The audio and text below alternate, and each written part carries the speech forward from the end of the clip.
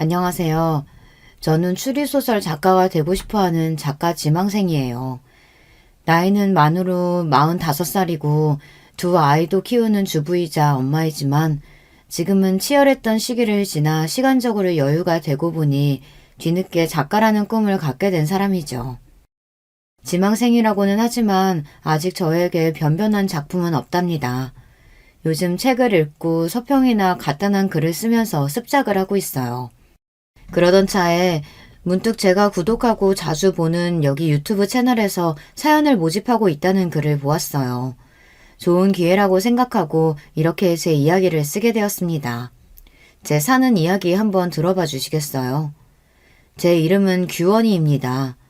어느 곳에서나 제 이름은 남자로 착각하는 경우가 어려서부터 종종 있었어요. 어릴 때 반 남자애들이 제 이름이 남자 같다는 이유로 놀리기 일쑤였어요. 전 억울한 마음에 왜 딸에게 이런 이름을 지어줬냐고 엄마에게 물었죠. 아빠가 아들을 많이 바라셨는데 태어난 네가 딸인 거 알고도 중성적인 이름을 지어주신 거야. 이렇게 말씀하셨어요. 그런데 이름만큼이나 제 성격 자체도 여성적이지는 못해요. 아주 이성적이고 감정을 자제하는 면이 우리 아버지를 많이 닮았다는 말씀을 많이 듣고 자랐죠. 제 생각에도 전 다른 여자들보다 감정을 자제하고 이치에 맞는 행동을 추구하는 점이 좀 남다르다 싶어요. 달달한 연애 드라마보다는 반전과 복수가 살아있는 드라마나 소설이 제 취향이고요. 그래서인지 어릴 때부터 저의 장래 희망은 검사였습니다. 나쁜 놈들을 법으로 처단하는 검사는 너무 냉철하고 지적으로 보여 제 꿈이었어요. 우리 아버지는 사회학과 대학 교수셨는데요. 어린 저에게 판검사가 딱 어울린다면서 제 꿈을 지지해 주셨습니다. 아버지는 완벽주의적 성격을 가진 분이셨어요. 우리 집은 이런 아버지 때문에 늘 먼지 하나 없이 반질반질하고 청결한 상태를 유지했고 전 어디서나 사람들 앞에서 항상 예의 있고 반듯한 모습으로 있어야 했어요. 학교 성적은 당시의 학창시절만큼이나 탑을 유지해야 한다고 강요하셨어요. 그리고 실수를 조금이라도 하면 자식이라거나 어린 나이라고 해도 용납해 주시지 않았어요. 아버지가 강의 자료나 책을 집필하시는 일을 전 국민학교 때부터 도와드렸는데요. 사실 10살 남짓한 아이가 글을 쓰다가 오타를 쓸 수도 있잖아요. 하지만 아버지는 심한 때는 손바닥 맴매를 할 정도로 엄하게 혼내셨습니다. 그런 환경에서 자라서인지 저는 늘 학교에서는 모범생이었고 아버지만큼이나 완벽주의 성격을 닮아갔습니다. 아마도 아버지와 저로 인해 가장 고통받는 분은 엄마가 아니셨을까 싶어요. 우리 엄마는 동화작가셨어요. 엄마는 감성이 풍부하셨고 자식인 저를 늘 따스하게 감싸주며 사랑을 표현해주시는 분이셨죠. 그런데 냉정한 성격에 감정 표현에 무뚝뚝한 남편에다 딸까지. 내 팔자가 그렇지. 상전을 2명이나 모시고 살아요, 내가. 사람이니까 이 정도 실수할 수 있는 거지. 그거 좀 실수하면 부녀가 다 팔으려 하니 원. 아주 찔러도 피 한 방울 안 나올 사람들이라니까. 엄마는 이렇게 한탄하고는 하셨어요. 하지만 전 엄마가 아주 좋았어요. 제가 속을 다 드러내고 겪었던 일이나 감정도 다 털어놓고 말할 수 있는 사람은 바로 우리 엄마였거든요. 엄마도 하나뿐인 딸이 유일한 대화 상대라고 하시면서 우리 둘은 친구처럼 모든 이야기를 하는 베스트 프렌드예요. 엄격하고 차가운 아버지라고 해도 두 분이 사랑해서 저를 낳으셨잖아요.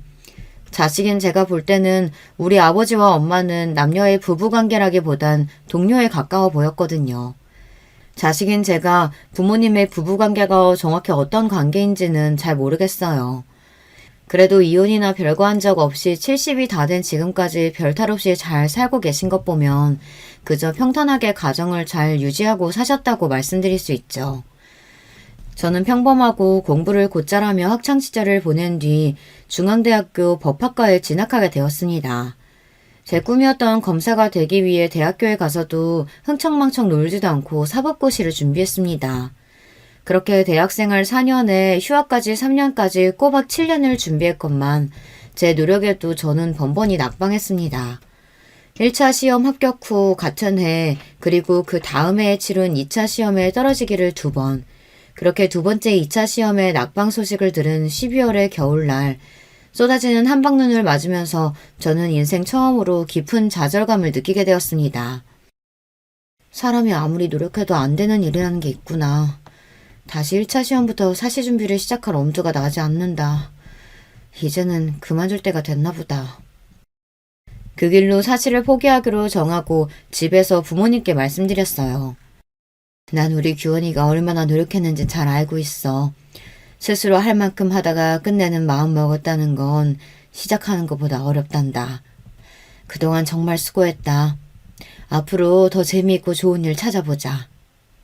이렇게 제 얼굴을 쓰다듬으며 격려해 주시는 엄마와 달리 우리 아버지는 결과는 아쉽지만 수고했구나. 한마디를 하시고 서재에 들어가셔서 그날 저녁밥도 거르셨습니다. 아마 저만큼이나 아빠는 제 꿈에 거는 기대가 크셨고 그만큼 실망을 하셨을 거예요. 오랜 꿈을 접고 나서 대학교도 졸업한 마당에 무엇을 해야 하나 특별히 할 일을 잡지 못하고 시간을 보내고 있었어요. 그러다 보니 제 나이가 어느덧 28. 홍기에 들어서자 아버지는 제 신랑감으로 점찍어 온 남자가 있다고 했습니다.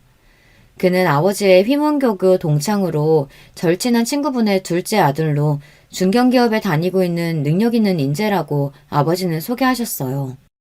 결혼하지 않고 살 생각은 해보지 않았고 사귀는 남자나 마음에 담아둔 남자도 없었기 때문에 굳이 아버지의 제안, 아니 강요를 거절할 이유는 없었습니다. 단지 어른들의 집안끼리 남녀가 만난다는 사실이 좀 구닥다리 같아서 창피했다는 점 빼고는 말이에요. 어쨌든 어른들끼리 정하신 날짜에 전 단정한 정장을 입고 워커힐 호텔로 갔습니다. 약속한 1시에 늦지 않기 위해 집에서 1시간도 안 되는 가까운 거리이지만 더 일찍 나선 저는 택시를 타고 가던 길에 문자 한 통을 받았습니다. 그 문자는 만나기로 한 맞선남이 보낸 것이었어요. 안녕하세요. 오늘 만나기로 한 최영훈이라고 합니다. 죄송해서 어쩌죠. 급한 회사 일이 생겨서 지금 회사에 있습니다. 원래 만나기로 한 워커힐 호텔 말고 종로의 썸데이 카페에서 봐도 될까요? 전 약속을 중요시하고 특히 시간 약속은 강박에 가까울 정도로 정확하게 챙기는 성격이라 이때부터 맞선남에 대한 첫인상은 좋지 않았습니다. 피치 못할 사정으로 장소를 변경한다면 적어도 3시간 전에는 통보했어야 하는 것 아닌가요? 불쾌한 마음을 참고 행선지를 종로로 바꿔서 갔습니다. 카페에 가보니 맞선남은 이미 와서 저를 기다리고 있었어요. 저를 보자마자 자리에서 일어나서 허리를 굽혀 꾸벅 인사를 했습니다. 여기까지 오시게 해서 이거 초면에 실례가 많았네요. 최영훈이라고 합니다. 저희 아버지 친구분의 따님이시라고 좋은 이야기 많이 들었습니다. 네, 만나서 반갑습니다. 저도 말씀 많이 들었어요. 영훈 씨는 네이비색 스트라이프 스투 정장을 입고 있었고 머리는 깔끔하게 빗어넘긴 멋있는 회사원의 모습을 하고 있었어요. 외모가 수려하다거나 매력이 넘쳐 흘러서 설렐 정도는 아니었지만 편안하고 인간적인 호감이 생기기에 충분한 사람으로 보였죠. 제 생각에 영훈 씨도 저를 보는 눈빛이 반짝인다거나 설레이는 느낌은 아니었던 것 같습니다. 그렇게 생각하면 여자로서 기분이 나빠야 하는데 저는 별로 아무렇지 않았습니다. 왜냐면 그 남자와 제가 애정이 샘솟아서 사랑으로 결혼하는 건 아니잖아요. 쇳덩이처럼 쉽게 뜨거워지고 쉽게 차가워지는 그런 사람도 그런 사랑도 제 스타일이 아닙니다. 남편은 저와 대화하면서 점점 제 이야기에 귀를 기울였어요. 아마 그 사람도 별 기대 없이 나왔는데 제가 파트너감으로 나쁘지 않았다는 계산을 했던 것 같아요. 저는 설립한 지 60년이 넘은 식품 제조회사 만나기업에 다니고 있습니다. 나이는 32이고요. 올해 막 과장으로 승진했습니다. 아, 초고속 승진이시네요. 32의 나이에 과장이면 빠른 편 아닌가요? 네, 입사 동기들 중 가장 빠르죠. 하지만 저는 여기에 만족하지 않습니다. 우리 아버지는 같은 기업에서 상무까지 지내시고 은퇴하셨지만요. 전 반드시 CEO 대표까지 달고 말 거예요. 이렇게 말하는 영훈 씨의 말에서 강한 야망을 엿볼 수 있었어요. 남자가 그 정도 배포를 갖고 어떤 큰일을 할 수 있다면 제 남편감으로 괜찮겠다고 생각했죠. 하지만 더불어서 왠지 그는 서툴고 치밀하지는 못한 성격이라고 생각했습니다. 자신의 능력을 과시한다며 이야기하는 회사에서의 무용담을 잘 들어보면 짜임새가 좀 부족했고 거짓이 아닐까 싶은 부분들이 보였어요. 규원 씨는 제가 만나본 여자분들과 좀 다르게 느껴지네요. 뭐랄까, 아주 차분하고 사람을 꿰뚫어보는 듯한 카리스마가 있어요. 나중에 아이들 교육 잘하는 좋은 엄마가 되실 것 같아요. 영은 씨와 만난 자리에서 우리는 서로 인간적인 호감을 느꼈고 그 이상의 불꽃 튀는 이성 간의 사랑은 느끼지 못했습니다. 하지만 결혼하기로 이미 어른들끼리 마음을 먹고 만들어진 자리였고 내 감정과는 별개로 결혼은 진행되겠구나 하고 생각했습니다.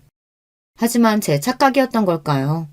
의외로 영훈 씨는 그날도 그 다음날도 저에게 애프터 신청을 하지 않았습니다. 그렇게 여러 날이 지난 어느 날 아버지는 다음 주 주말에 상견례를 할 테니 준비하라고 말씀하시는 거예요. 아니 이런 법이 어디 있나요? 한 번 맞선 본 남자와 다음 약속이 상견례라니 여러분은 이해가 되시나요? 아버지, 그 남자와 한 번 만났을 뿐이고 심지어 그 뒤로 애프터 신청도 없었고 우리 연락한 적도 없어요.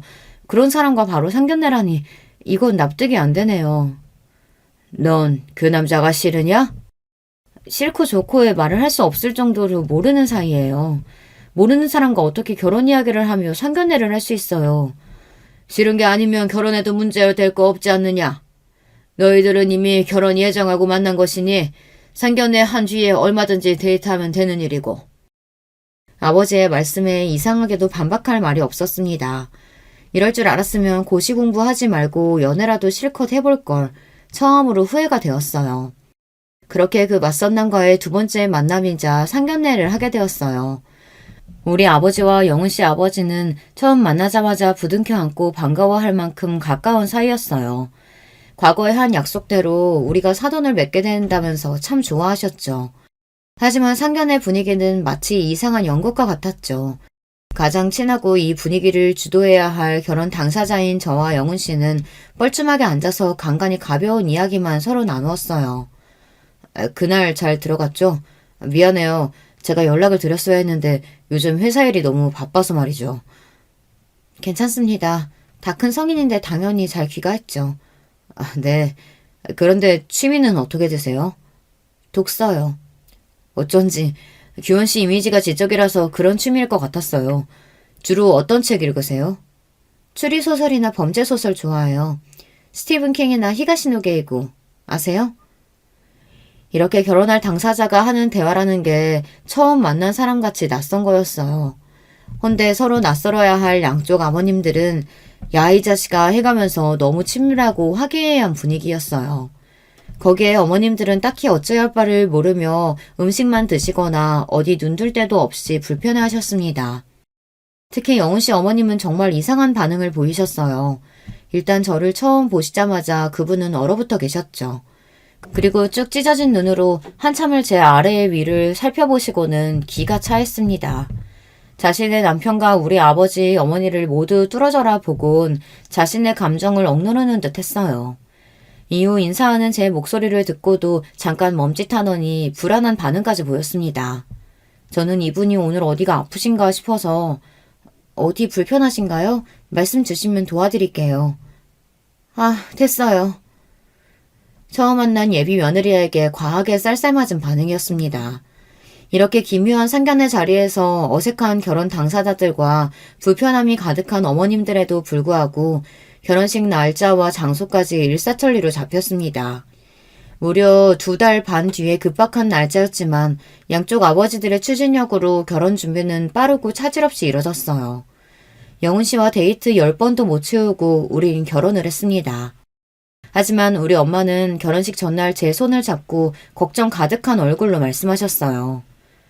규원아, 아무리 아버지가 무섭다고 억지로 결혼해선 안 돼. 10번도 안 만난 남자에게 네 인생 맡기는 것이 난 아무래도 걱정되는구나. 저도 이런 결혼이 있나 싶게 어이없긴 해도 그래도 엄마, 그 사람이 싫거나 밉진 않아요. 인간적인 호감도 있으니 잘 살아볼게요. 너무 걱정 마요. 아니, 영훈이보다도 그 집 엄마 말이다. 상견례 때 봤을 땐 인상이 너무 아니더라. 반응도 좀 이상했고 말이야. 가뜩이나 시댁에서 시모자리는 중요한데 그때 너를 보는 눈빛하며 말투가 마치 원수 보듯한 게 말이지. 내 딸을 그런 집에 보낸다는 게 난 너무 꺼림칙하다. 번갯불에 콩 구워 먹듯 한 결혼이었지만 엄마의 걱정과 달리 결혼 생활은 평온했습니다. 전 남편이 회사에 간 사이 오전에는 집안일을 해놓고 오후에는 도서관에 가서 남편이 부탁한 자료를 찾고 검토해서 요약까지 해놨어요. 그리고 제가 좋아하는 책을 보다 근처 카페에 들려서 음악을 들으며 커피 한 잔을 하고 집에 돌아옵니다. 남편의 저녁 준비를 하다가 남편이 집에 오면 같이 저녁을 먹고 하루의 이야기를 하다 같이 잠이 듭니다. 이런 전업주부 생활이 전 안 맞는 옷과 같을 줄 알았는데 의외로 재미있고 마음의 평온함을 주는 생활이라 잘 적응하면서 지내고 있었어요. 제가 이해심이 깊고 성격이 무던한 편이라 같이 지내기에 편안하고 회사 일에도 많은 도움을 주고 있다며 남편은 고마워했어요. 남편은 그동안 만난 여자들이 감정 기복이 크고 변덕스러웠는지 저 같은 여자는 처음 본다며 변변히 신기해했습니다. 어느 날 남편 회식 자리에서 후배분이 제게 연락을 했습니다. 최 과장님이 너무 많이 취해서 사모님이 모시러 와주셔야겠다고요. 차를 몰고 종로로 가보니 남편은 인사불성의 상태였고 저는 동료분의 도움으로 남편을 차에 태워 집으로 운전하는 중이었습니다. 남편은 잔뜩 취한 채로 제 손을 잡고 다른 여자의 이름을 부르기 시작했습니다. 소영아 보고 싶다. 미안하다. 그 여자가 누구인지는 모르겠지만 짐작은 할 수 있었어요. 남편이 저와 선을 보기 전에 이야기를 얼핏 들었기 때문입니다. 남편은 소영이라는 여자와 군대 다녀와서부터 사귀었고 많이 사랑하는 사이였다고 해요. 결혼을 약속할 만큼. 하지만 부모님, 특히 아버지께서 소영 씨의 집안에 문제가 많다며 반대하셨다고 합니다. 그리고 정해놓은 혼처를 강요하며 억지로 맞선을 보게 했습니다. 그 맞선녀가 바로 저였고요. 저와 맞선 보러 나갈 때 처음에는 앙심을 품었다고 했습니다. 이 맞선 자리를 깽판치고 맞선녀에게 무례하고 불쾌하게 굴어서 아버지에게 반항하겠다고. 그런데 저를 보고 왠지 그럴 수 없었다고 합니다. 자신의 속을 꿰뚫어보는 듯한 제 까맣고 깊은 눈을 보면 왠지 순한 양이 되는 기분이라고요. 그리고 대화를 할수록 좋은 여자인 것 같은데 괜히 상처 주기 미안했다고 했어요. 하지만 자신의 마음이 정리되지 않았기 때문에 저에게 애프터 신청은 못했다고요.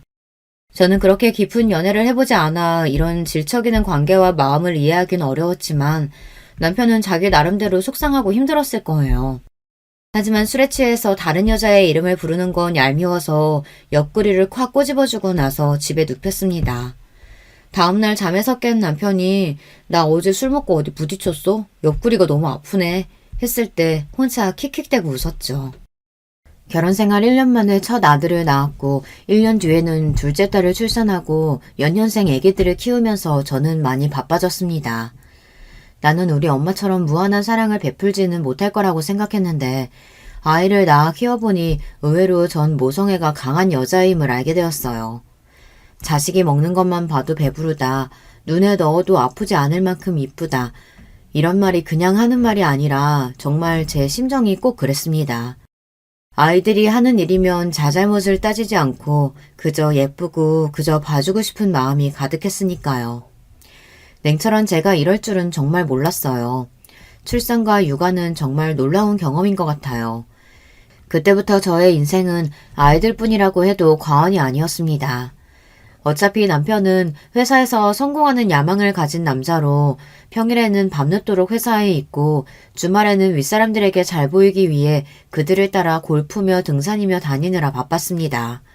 그리고 이 남자에게는 부성애 같은 것은 없어 보였어요. 우리 아이들과 잘 놀아주거나 교육에 관심을 갖지 않았거든요.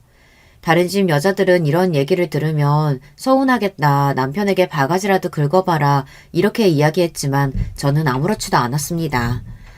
이 남자가 가정적이고 애들을 살뜰히 챙길 만한 위인이 못 된다는 것을 임신 초기에 깨달았기 때문이에요.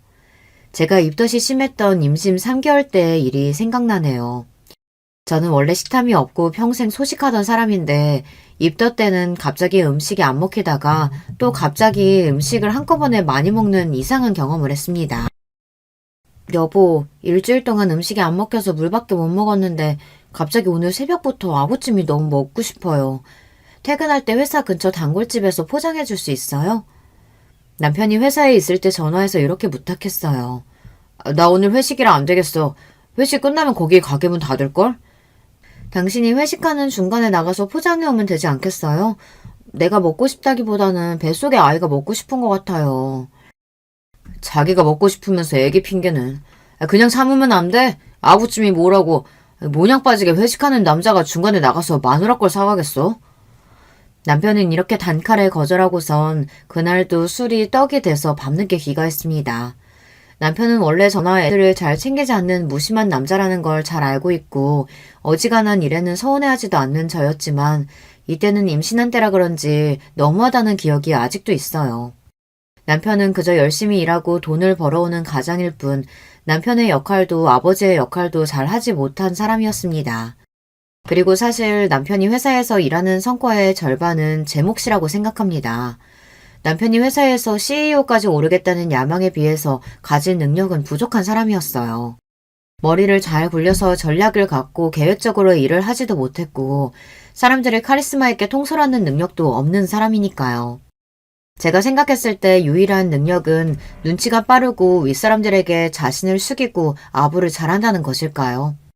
물론 이것도 회사에서 성공하는 데에는 중요한 덕목입니다.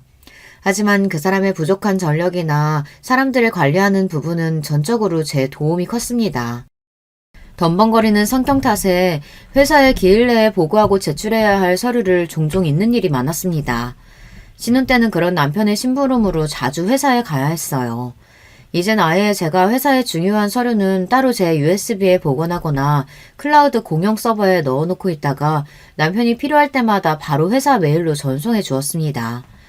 남편은 문서를 카테고리별, 날짜별, 중요도 순으로 정리하는 법도 몰라서 제가 다 정리해서 자료를 관리하고 있을 정도였으니까요. 오래된 중요한 자료는 남편 스스로 찾지도 못하고 제가 찾아주어야 했습니다. 정말 비서가 따로 없죠. 남편은 결혼할 당시 이미 초임 과장 직급이었어요. 과장 이상이 되면 실무 능력만큼이나 부하 직원을 관리하는 능력이 점점 중요해집니다.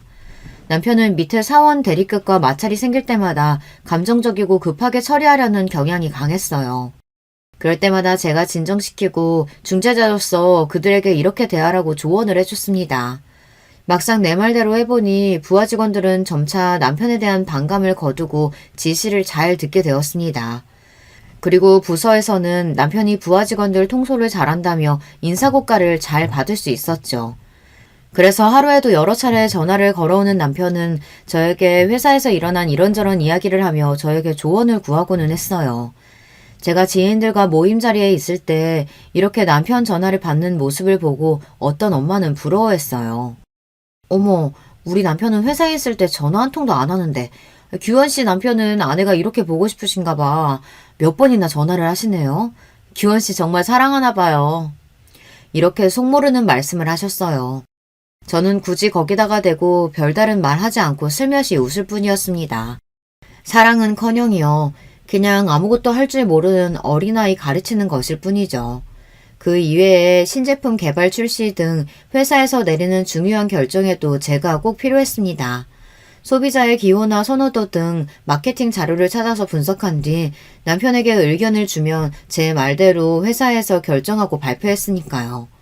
심지어 집에 와서 회사 기획안 가이드나 전략 방향 등은 제가 잡아주고는 했습니다.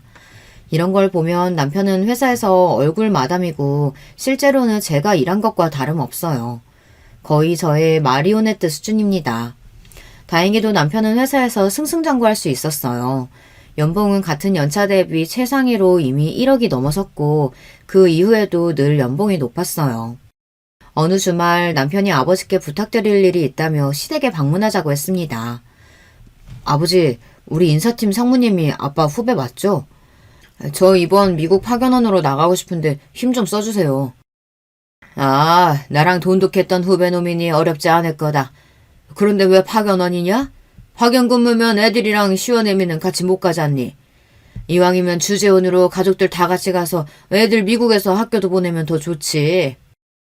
뭐? 안 돼. 우리 아들이랑 손자들 미국 가면 잘 못 볼 거 아니야. 아들, 꼭 미국 가야겠니? 널 보낼 생각하면 엄마는 벌써부터 가슴이 아프단 말이야. 몇 년이나 있는다고 가족들을 다 같이 가겠어요. 괜히 고생만 하지. 여보, 이런 이야기는 미리 나랑 상의했으면 좋았을 텐데요. 우리 애들 미국에서 지내는 것도 좋은 경험일 것 같아요. 회사 일로 한국에 들어와야 하면 당신만 들어오고 제가 미국에서 애들 케어해도 괜찮아요. 얘, 너는 무슨 말을 그렇게 하니? 우리 아들만 죽어라 고생하다가 하라는 거 아니야? 신세 좋게 집에서 애들이나 키우면서 바깥 일은 남편이 하자는 대로 하면 따르는 거지. 난 우리 명훈이가 미국 가서 자기 뜻 펼치는 게 좋겠구나. 엄마가 따라가도 되지? 남편 회사 일 결정을 실제로 제가 다 하고 있다는 얘기를 하고 싶었지만 시몬은 아주 감정적인 분이고 말이 통하지 않아서 전 아무 말 하지 않고 가만히 있었습니다. 그리고 남편은 미국 지사 파견 근무로 1년 정도 나가 있게 되었어요. 하지만 남편이 미국으로 파견 근무를 나간 속셈은 따로 있었다는 것을 나중에 알게 되었습니다. 파견 근무에서 돌아와서 남편의 친구들이 집에 모여 와인 파티를 하게 되었어요. 파티 음식을 내오려고 그 자리를 잠깐씩 오가며 남편 친구들이 하는 이야기를 듣게 되었습니다. 야, 너 미국에서 재미 좋았다면서? 진철이가 그러더라, 현지처. 뭔 소리야, 현지처라니. 아, 소영이 얘기야? 소영이가 미국에 있는 법원에서 몇 년 일하고 있다고 해서 나도 해외 근무 핑계대고 같이 가서 지냈지. 회사 커리어도 쌓고 자유롭게 소영이랑도 지내고. 이 자식, 그렇게 좋았냐? 신소영, 그 여자의 이름을 여기서 다시 듣게 되다니 남편이 미국에서 근무한 이유가 예전 여자랑 지내기 위해서였다니 그 사실을 알고는 배신감에 몸이 떨렸습니다. 파티가 끝나고 저는 남편에게 가서 조용히 이야기했어요. 지나간 과거는 용서해줄게. 첫 딸린 네가 신나게 그 여자랑 즐긴 그 1년도 말이야. 앞으로도 그 여자랑 만나서 내 애들 아빠가 불륜남이라는 게 알려지면 난 용서 안 해. 그 여자랑 정리하고 그 증명을 해와. 내가 직접 그 여자 만날 수도 있어.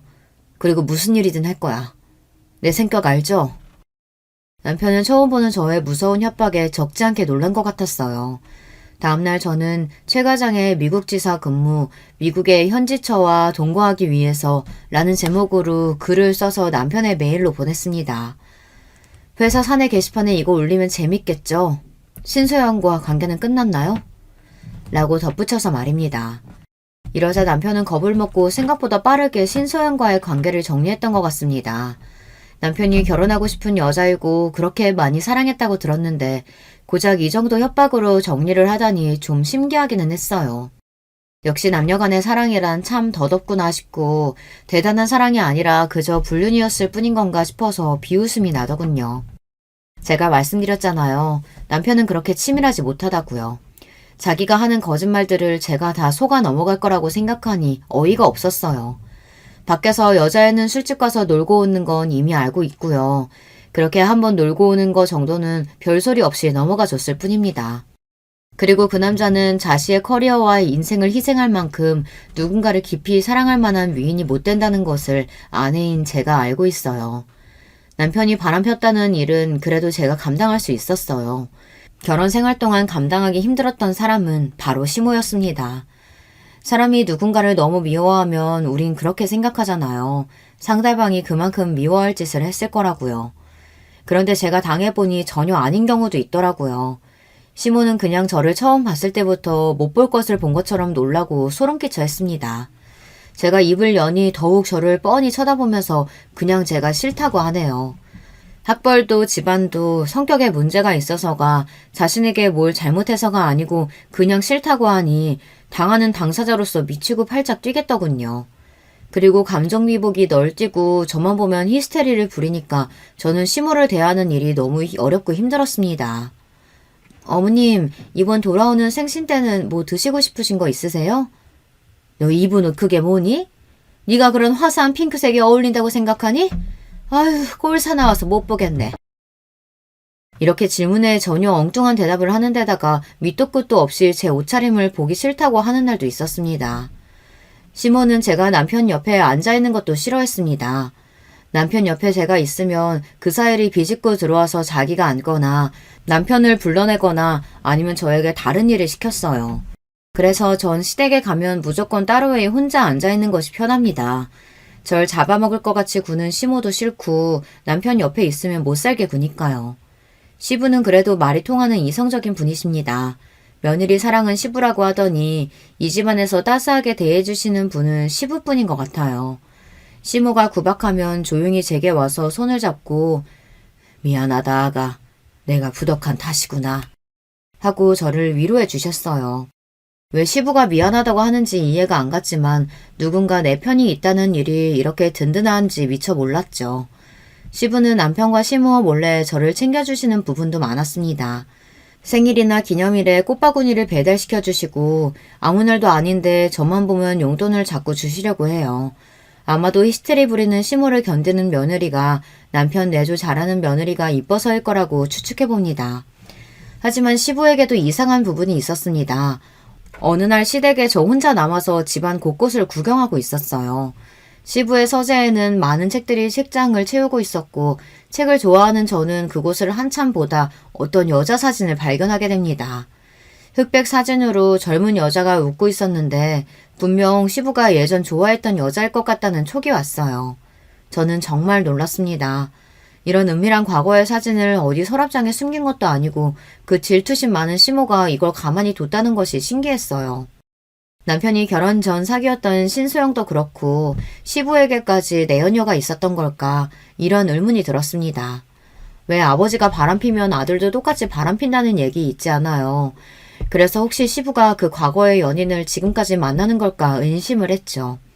하지만 시부는 바람까지 가지는 않고 아직까지도 그 연심을 간직하고 있던 것이었어요. 바람피고 다니는 남편에 비하면 시부는 순수한 순정남이네요. 결혼 이후로는 바람을 피운 것 같지도 않았는데 시모는 계속 옛날 일을 꺼내며 원망하고 괴롭히고는 했으니까요. 오히려 시부가 불쌍해 보였습니다. 시모는 사람에게 집착하고 정말 피를 말리는 사람이었기 때문에 50년을 함께 산 시부가 대단해 보일 정도였으니까요. 그런데 사진을 다시 본 저는 머리를 얻어맞은 듯 했습니다. 사진 속의 그 여자가 저를 많이 닮아있던 거예요. 흑백 사진임에도 얼굴형이나 머리 길이, 눈썹 모양까지 제가 봐도 꽤 많이 닮아있다는 것을 알 수 있었어요. 그제서야 주막능처럼 스치고 지나간 기억들. 아, 내가 이 여자와 닮아서 시모가 날 처음 봤을 때부터 그렇게 지독하게 미워했던 거구나. 시부는 특별히 나를 더 챙겨준 거구나. 미안하다고까지 말씀하셨는데 그건 제게 한 게 아니라 옛사랑에게 한 걸까요? 그제야 그 모든 상황이 이해가 되었습니다. 나중에 시부와 절친이신 우리 아버지를 통해 시부에 대한 사연을 들을 수 있었어요. 시부는 원래 같은 대학교에 다니는 사랑하는 여자와 오래 사귀었다고 해요. 또 그 여자와 지금 시모는 같은 대학교의 같은 과 친구였으니 이 세 분은 삼각관계였던 거죠. 하지만 시부가 친구와 연애하는 그때부터 시모는 이미 마음속으로 몰래 시부를 좋아하고 있었다고 했습니다. 하지만 시부가 대학교를 졸업한 뒤 만나기업에 취직한 후 혼담이 오갈 무렵 사귀던 여자분 집안의 가세가 기울었다고 해요. 이 틈을 타서 시모는 자신의 시부모님에게 자신의 집안은 재력이 있다고 어필하며 마음에 들려고 노력했다고 해요. 자기 친정 아버지에게 울며 졸라대서 적극적으로 혼사를 추진하도록 만들었고요. 그러다가 결국 시부의 뜻과는 달리 시모와 결혼을 하게 된 겁니다. 하지만 억지로 결혼한 뒤에도 시부는 시모에게 눈길 한 번, 정 한 번 주질 않고 회사일만 했대요. 그 친구가 참 불쌍하지. 재수씨 때문에 사랑하는 여자 잃고 마음을 닫고 무늬만 부부처럼 몇십 년을 산 게야. 그런데 재수씨는 남편이 그럴수록 더 집착하고 질투해서 평생 시달리며 살았으니 말이야. 결국 시모는 남편에게서 받지 못한 사랑을 자기 아들에게서 보상받고 싶어 했어요. 남편은 늘 시모의 간섭과 통제 아래에서 살았던 것 같아요. 지금도 시모는 한 번씩 남편의 셔츠와 속옷 같은 것까지 사다가 보냅니다. 아내인 제가 10년 넘게 챙겨주고 살고 있는데 참 기가 막힌 집착이죠. 지난번 제사 음식을 차리기 위해 시댁 근처 시장에서 장을 본 날 이런 광경을 목격했답니다. 단골 과일 가게 여자 사장과 시부가 안부를 물으며 이런저런 이야기를 잠깐 하고 있었어요. 그런데 시모는 멀리서 소리를 지르며 여보, 여기 과일은 어느 밭에서 주워왔나 봐. 못 쓰겠어요. 다른 데로 가요. 하고 시부를 잡아 끌고 가버리는 게 아니겠어요. 그 상황에서 보고 있는 저도 과일집 사장님과 시부 모두 얼굴이 빨개질 만큼 당황스러웠어요. 시부가 여자와 조금이라도 말을 섞으면 시모가 펄쩍 뛰고 과하게 반응하니 시부가 얼마나 괴롭게 살아왔을까 싶어 연민이 들 정도였습니다. 제가 결혼한 지도 14년이 흘러 남편은 이제 부회장으로 승진하게 되었습니다. 남편의 부사장 승진 소식에 저도 기뻐하지 않을 수 없었죠. 제가 뒤에서 힘쓰고 우리 부부가 함께 일궈온 결과이기도 하니까요. 회사에서 이제 확실히 남편 쪽으로 따르는 라인이 생겨 장차 사장까지 갈 가능성이 높아졌죠. 하지만 이렇게 좋은 날 저는 제대로 뒤통수를 맞는 사건이 생겼습니다. 모름지기 자신의 그릇이 부족하면 자기를 도와주는 사람은 더욱 신뢰하고 감사한 마음으로 품어야 하는 게 아닌가요? 가정에서나 회사에서나 정말 헌신적으로 자신을 도와준 조강지처인 저를 남편과 시모는 내쫓으려고 계획을 세운 겁니다. 시모는 제가 아무 잘못한 것이 없이 그냥 쭉 미워했죠. 거기에 남편은 예전에 만났던 내연녀인 신소영을 부인 자리에 들어앉히려는 속셈을 갖고 있었던 거죠. 예전에 미국에서 바람피다 걸려서 관계를 끊었다가 최근 미국 지사 출장이 잦아지면서 다시 만났던 모양입니다. 신소영이라는 여자도 웃긴 게 그냥 과장 나부랭일 때에는 이혼 요구 없이 불륜관계만 갔더니 남편이 이제 사장 자리에 오를 것 같으니 상호 자리가 탐났는지 적극적으로 이혼해서 자기랑 결혼하라며 욕심을 내는 겁니다. 저는 하루아침에 헌신짝처럼 버려지게 생겼어요. 남편과 시모는 당장 이혼해달라며 저에게 삿대질을 하며 소리쳤습니다. 별 볼 일 없는 니년이 사장 사모님 소리 듣는 꼴 내가 못 봐. 당신이라는 여자 지긋지긋해. 남편 알기를 우습게 알고 맨날 지적하고 지시하고 네가 사장이야? 당신같이 뻣뻣한 여자 말고 야들야들하고 여자같이 구는 사람이랑 살 거야. 진짜 내가 사랑해온 여자랑 내 남은 삶을 살 거라고. 그럼 내 아들이 어떤 사람인데 이제 만나기업 사장이 될 우리 아들인데 저런 여자 갖다 버리고 입맛에 맞는 여자 들이잡구나. 이렇게 기가 막히고 억울한 일을 제가 당하다 보니 말문이 막혀서 제대로 항변도 못했어요. 그들이 집을 나가고 혼자 곰곰이 생각해봤습니다. 내가 살아온 인생이 정말 이 정도밖에 안 되는 걸까? 결혼 생활 전부를 남편의 출세와 아이들의 행복을 위해 살았는데 결과는 고작 이것이라니. 믿을 수가 없었고 너무 억울해서 누구라도 붙잡고 호소하고 싶었어요. 하지만 그런 제 심정과는 별개로 전 저 남편과 시모랑 계속 사는 것이 과연 옳은 일일까 하는 고민이 되었습니다. 당연히 저들에게 복수하고 싶죠.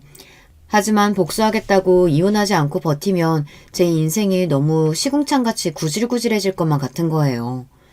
그래서 저는 쿨하게 저들의 요구대로 이혼을 해주고 제가 얻을 것은 얻어내자라는 마음이었습니다. 저는 법대 동창생 중 변호사로 개업한 친구를 만나 이혼 조정 합의서를 작성했습니다. 이혼 합의서에는 제가 요구하는 몇 가지 조건을 달았어요. 첫째, 아이들의 친권과 양육권은 내가 갖는다. 둘째, 아이들 양육비 월 700만 원, 현금 10억과 경기도 양평에 별장 명의를 넘겨달라. 별장 사용은 그 전과 동일하게 남편 시댁 모두 공동으로 가능하다. 별장의 시가는 20억이 넘습니다. 셋째, 남편은 어느 누구와 만나서 동거하든 상관없지만 법적인 혼인 및 결혼을 하게 될 때에는 아이들의 친권자이자 양육자인 저의 동의를 얻어야 한다. 왜냐하면 신소영이 법적 배우자가 되면 남편 재산에 대한 권리가 생길 것이고 둘 사이에 자식이라도 낳게 된다면 나중에 우리 애들에게 갈 유산은 확연히 줄어들 테니까요. 그리고 변호사는 따로 남편에게 협박 아닌 협박의 말을 덧붙였습니다. 아내분은 남편이 회사에서 횡령한 증거와 거래하는 벤더 업체에서 로비받은 증거 등을 갖고 계시더군요. 남편분의 회사 생활을 끝낼 수 있는 많은 비밀을 알고 계신 것 같으니 조심하시는 편이 좋겠습니다. 저와 변호사가 나중에 복수를 위해서 치밀하게 세운 이 이혼 조건을 남편은 순순히 소용했습니다. 명석하지 못한 남편은 이 조건들이 어떤 것을 의미하는지 장차 어떤 일이 생길지 예측하지 못하는 위인이니까요. 오히려 시모는 현재 우리가 함께 살고 있던 일원동 빌라에 대해 재산 분할을 하지 않아 다행이라며 그가 10억과 별장 명의 따위 얼마든지 줄 수 있다고 좋아했습니다. 일원동 빌라는 시가가 40억 가까이 되지만 저는 그것은 탐나지 않았습니다. 애들의 양육비와 현금 10억으로도 앞으로 생활하는 데 불편함이 없을 거고 양평 별장은 당장 팔 필요는 없지만 다른 이유로 저에게 필요했습니다. 이 별장이 어떻게 쓸지 여러분께 조금 뒤에 제가 알려드릴 예정이니 조금만 기다려주세요. 시모는 제가 이혼할 때 의기양양한 얼굴로 이런 말을 남기고 헤어졌습니다. 너, 그동안 내가 왜 그렇게 너 미워했는지 궁금했지? 궁금했을 게다. 이제 남이 되니까 솔직히 얘기하면 넌 신기할 정도로 그 잡것하고 닮았어. 처음에는 너희 엄마가 그 여자인가 착각했을 정도로 넌 그 여자랑 닮았다. 내 남편과 서로 사랑했던 그 여자, 김혜선. 중저음 목소리 톤하며 까만 생머리에 창백한 얼굴, 동그란 눈썹. 그래서 널 처음 본 순간부터 지금까지 난 네가 몸서리치게 싫었다. 이제 내 아들과 헤어지게 되니 아주 속이 후련하네. 앞으로 다시는 보지 말자. 자기 남편과 닮았다는 이유 하나만으로 며느리를 미워하고 살았다니 시모는 정말 질투에 눈이 먼 나머지 정신이 어떻게 된 게 아닐까요? 남편과 시모의 밑바닥까지 보게 된 저도 무능력하고 바람핀 남편도 사이코 시모도 더 이상 함께하기 싫었어요. 제가 이혼하는 과정을 지켜본 우리 친정 부모님은 너무 충격을 받으셨어요. 특히 결혼을 무리하게 추진했던 아버지는 저를 볼 면목이 없다며 너무 미안해하시고 자책하셨죠. 하지만 저는 괜찮았습니다. 결국은 그들에게 복수할 것이니까요. 그래서 전 이혼 때문에 좌절하거나 우울해하지 않았어요. 이혼 뒤 부모님이 사시는 대치동 아파트에서 아이들을 키우며 살게 되었습니다. 아이들은 제가 열심히 뒷바라지하고 교육한 만큼 성실하고 또 공부도 잘하며 심성이 반듯하게 잘 자라고 있어요. 딸은 미술 유학을 가고 싶어 했기 때문에 남편이 보내주는 양육비가 부족해졌습니다. 저는 양육비를 200만 원 높여달라고 요구했습니다. 하지만 남편은 이를 거절했고 너랑 애들 쓸 양육비도 이젠 아껴 와서 안 줄 거야. 억울하면 소송 걸어봐 어디. 우리나라 법상 아무리 이혼합의 조건으로 양육비를 약속했더라도 안 보내면 어떻게 할 수단이 별로 없습니다. 압류 등으로 강요할 수가 없기 때문이죠. 아마 어디서 이런 이야기를 주워 듣고서 이렇게 버티는 모양인데 저는 자신의 핏줄인 아이들에게 대해 책임감까지 져버린 이 사람을 더 이상 용서할 수 없었습니다. 그리고 제가 갈고 있던 복수의 칼날을 이제 꺼내들기 시작합니다. 우선 남편의 회사 게시판에 익명의 제보글을 작성해서 올렸어요. 제목은 최 부사장의 도덕적 해이와 비리를 고발합니다. 포함된 내용은 남편이 회사에서 공금을 횡령한 내용이었습니다. 해외 출장 명목으로 개인적으로 여행하고 즐긴 회사 비용, 거래하는 벤더 업체에서 로비로 술자리 접대와 현금 및 금괴를 받았던 일들을 상세히 적었습니다. 그리고 사내 비서와 불륜한 일도 함께 제보했습니다. 남편은 저를 내쫓고 자기의 사랑이라던 신소영과 동거하면서도 회사에서는 비서와 놀아난 것입니다. 정말 말도 안 되게 저지른 사람입니다. 이것만으로 끝난다면 저의 진짜 복수가 아닐 거예요. 남편 회사의 사장님에게 익명으로 퀵 우편을 보냈습니다. 거기에는 우리 양평 별장에서 남편이 회사 임원들과 정부 관료들에게 로비로 접대하며 매춘부들과 놀았던 영상이 담긴 USB를 넣었습니다. 저는 사실 시댁의 양평 별장을 이용하면서 10년 전 몰래 CCTV를 설치해 여기에서 일어난 일들을 녹화하고 있었어요. CCTV를 달게 된 계기는 남편이 이 별장에서 내연녀를 데리고 와서 놀았던 것입니다. 나중에 증거나 협박 수단으로 쓰기 위해 달았던 것이 이렇게 지금 중요한 복수의 수단이 되었어요. 복수의 결과는 오래되지 않아 금방 나타났습니다. 남편은 제가 사장에게 CCTV를 보낸 그 다음날 바로 회사에서 잘렸거든요.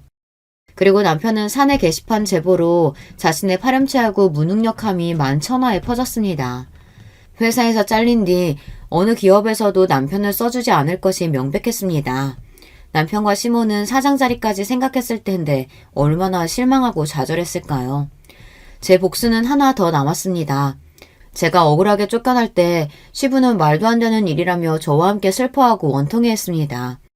그리고 시부는 우리 친정아버지와 한잔하러 친정집에 들르실 때마다 늘 저에게 미안해하시고 따로 아이들 양육비를 챙겨주셨습니다. 술에 취해서 시부는 한 번씩 마음속 소망을 꺼내고는 하셨어요. 시모와의 황혼 이혼 말입니다.